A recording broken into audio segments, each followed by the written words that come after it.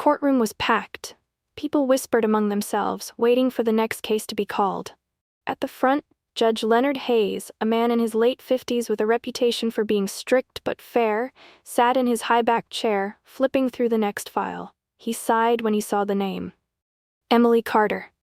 Just another troubled teenager wasting the court's time. "Bring in the defendant," he said, his voice echoing through the room. The doors opened, and Emily walked in. She was 17, dressed in a simple white blouse and faded jeans. Her brown hair was tied back in a low ponytail, and despite her young age, there was something about her that made people take a second look. She wasn't nervous. She wasn't scared. She carried herself with quiet confidence, her hands steady as she clutched a worn notebook. Judge Hayes raised an eyebrow. He had seen many teenagers in his courtroom, most of them shaking or crying. But this girl was different. "Emily Carter," he said, his tone laced with amusement. "You do realize where you are, don't you?" A few people chuckled. The idea of a teenage girl standing in court as her own representative was almost laughable. "Yes, Your Honor," Emily replied calmly. "And I'm here because I intend to prove my case." The judge smirked, shaking his head. "All right, let's get this over with. You are accusing a well-respected local businessman, Richard Lawson, of fraud and embezzlement." He leaned forward. "A teenage girl with no legal experience is trying to bring down one of the most powerful men in this city?" Emily didn't flinch. Instead, she opened her notebook, flipping to a page marked with sticky notes. "I'm not trying, Your Honor. I already have the proof." The room went silent. Judge Hayes stared at her, still unconvinced. But something in her voice, in the certainty of her words, made his amusement fade just a little. "Very well," he said. "Let's hear what you've got." Judge Hayes leaned back in his chair, still amused but now mildly curious. He had expected a scared, desperate teenager begging for attention. Instead, Emily Carter stood before him with quiet determination, her notebook open like a weapon. "All right, Miss Carter," he said, tapping his gavel lightly. "You claim to have proof that Mr. Lawson committed fraud. What exactly are you accusing him of?" Emily turned a page in her notebook. "Richard Lawson is the owner of Lawson Enterprises, a real estate company that receives government funding for low-income housing projects." She looked up. Over the last 3 years, nearly $5 million have been allocated to his company for these projects, but less than half of that money has actually been used for construction. The rest, she paused, flipping to another page, has been funneled into his private accounts. The courtroom buzzed with murmurs. Judge Hayes tapped his gavel. Quiet, he turned back to Emily. "That's a very serious accusation, Miss Carter. Do you have any evidence to support this claim?" Emily took a deep breath and pulled out a stack of papers from her notebook. Bank statements, transaction records, and internal emails. She handed them to the bailiff, who brought them to the judge. Hayes frowned as he scanned the documents. The numbers didn't lie. Transfers from government accounts into private offshore banks, shell companies moving money around, it was a clear pattern of fraud. Still, he wasn't ready to take a teenager's word over that of a wealthy businessman. "Where did you get these?" he asked, his voice sharp. Emily hesitated for a moment before answering. "My mother worked for Mr. Lawson. She was his accountant." Judge Hayes narrowed his eyes. "Was? She passed away 6 months ago." Emily's voice wavered slightly, but she held firm. She started noticing the missing funds last year. She confronted Mr. Lawson, and 2 weeks later, she was fired. 3 months after that, she was in a car accident. She swallowed. A hit and run. A hushed silence fell over the room. Judge Hayes stared, his amusement now completely gone. The pieces were falling into place, and something about this case felt dangerous. "Are you suggesting," he said slowly, "that your mother's death was not an accident?" Emily met his gaze. "I'm saying that the man you think is respectable isn't just a fraud, Your Honor. He's a criminal, and I can prove it." The room erupted in gasps. Judge Hayes clenched his jaw. He had seen a lot in his years on the bench, but nothing like this. He glanced down at the documents again, his hand tightening around them. Something about this case suddenly felt personal, too personal. Because there, on one of the transaction records, was a name he never expected to see. His own. Judge Hayes felt the blood drain from his face. He kept his expression neutral, but his grip on the papers tightened. His name, his own name, was listed in one of the transaction records linked to Richard Lawson's embezzlement scheme. For a brief moment, his heart pounded in his chest. How? He glanced at Emily, who was watching him closely, as if she knew what he had just seen. The courtroom was still buzzing from her last statement, but he forced himself to stay composed.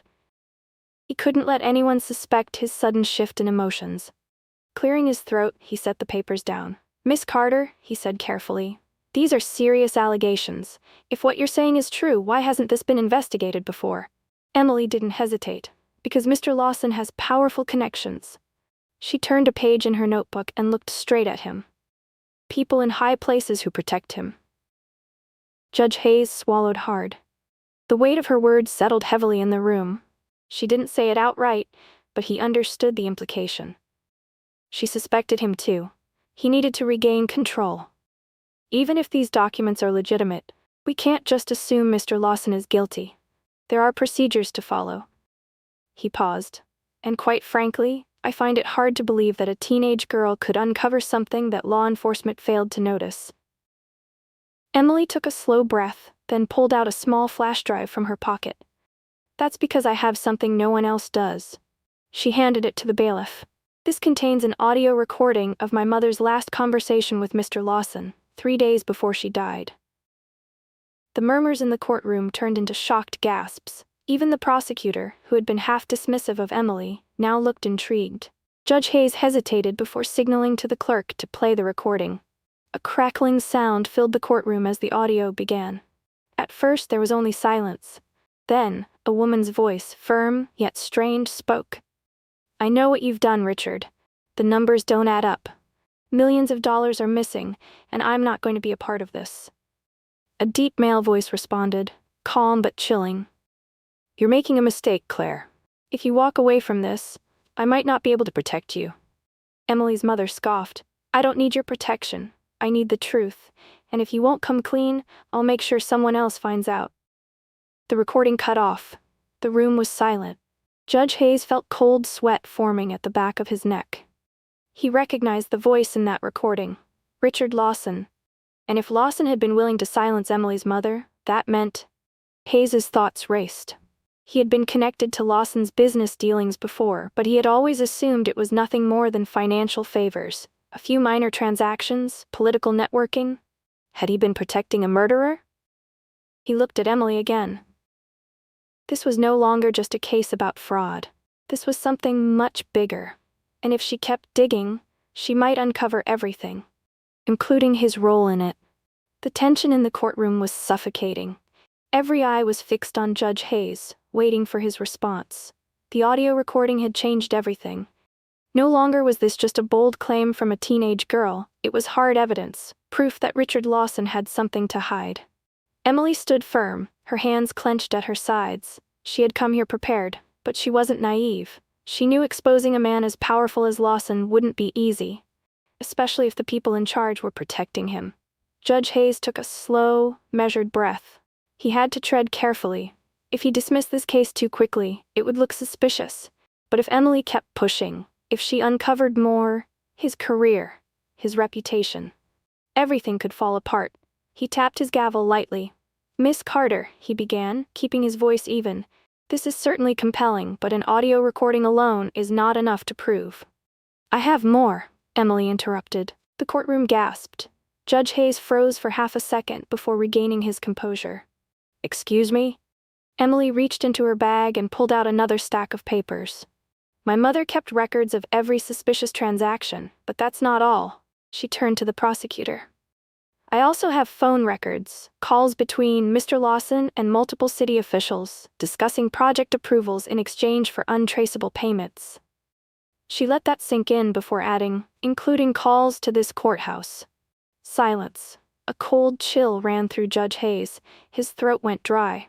Emily wasn't just exposing Lawson, she was getting dangerously close to him. The prosecutor stood up suddenly. "Your Honor, I request an immediate review of the evidence and a motion to open a criminal investigation." The gallery erupted. Journalists scribbled furiously in their notebooks, cameras clicked, and whispers turned into excited chatter.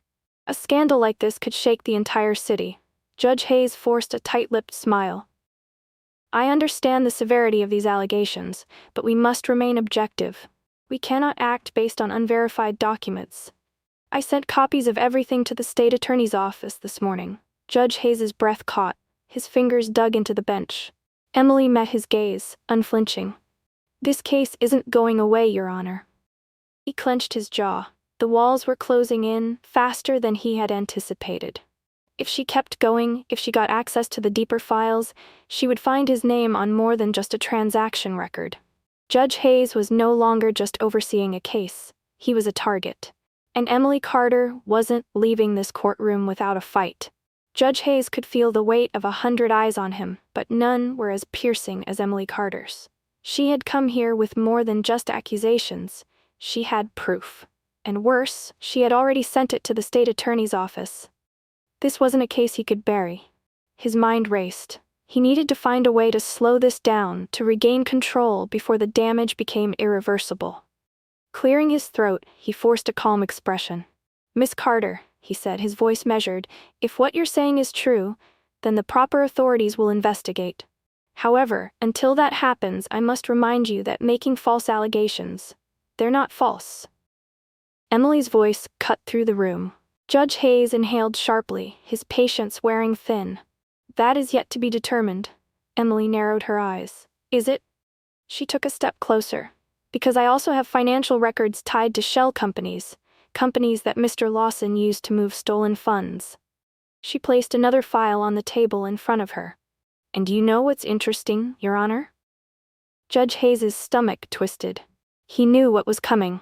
She flipped open a page and pointed to a highlighted section. One of those companies made a direct transfer to an account under the name Leonard Hayes. The room erupted. Gasps, murmurs, and camera shutters clicking filled the air. Even the prosecutor's face shifted from curiosity to outright shock. Judge Hayes gripped the bench so tightly his knuckles turned white. This wasn't happening. The walls were truly closing in now. This wasn't just about Richard Lawson anymore. Emily Carter had just dragged him into the spotlight. The prosecutor straightened his tie, looking at the judge carefully. Your Honor, in light of this new information, I request that you recuse yourself from this case immediately. Judge Hayes felt his heart pound. He had never been challenged like this before, not in his own courtroom. He was used to being the one in power, but now, the tables had turned. Emily didn't look away. She had nothing to fear, she had already won. He exhaled sharply. He had no way out. Not without making things worse. The motion is granted, he muttered, barely above a whisper. The prosecutor nodded. And I also request a formal inquiry into Judge Hayes's financial ties to Mr. Lawson. Another explosion of gasps. Judge Hayes clenched his jaw. He had lost. Right here, in the very seat where he had once ruled over others. Emily Carter, a 17-year-old girl, had just exposed his biggest secret.